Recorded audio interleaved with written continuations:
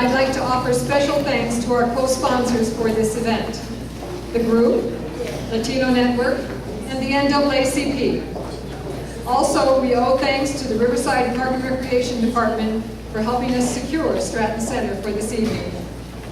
I think you found that there are restrooms out these two doors if you need them, and hope that everyone is comfortable with the temperature of the room, because that's the way it's going to stay.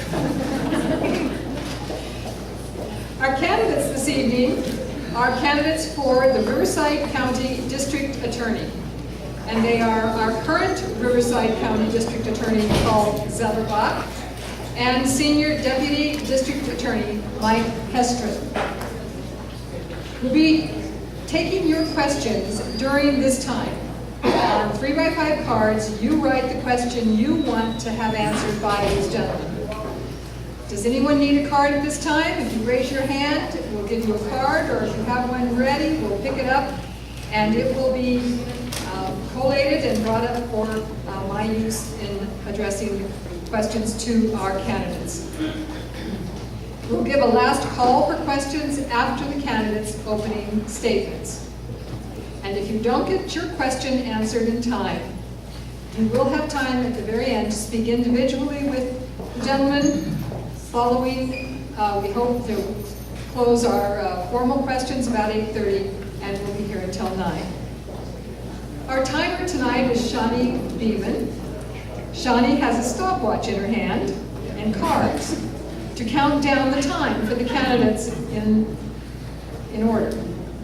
She will keep our forum running on time. This is our format tonight. Each candidate will have 2 minutes for an opening statement. Candidates will have 1 minute to answer the audience questions. The first candidate to answer an audience question has the option of a 30-second rebuttal following the second candidate's response. If that seems complicated, you'll see it working out in practice. Then we go on to the next question with the speaking order reversed. And we will finish up with a 2-minute closing statement from each of the candidates.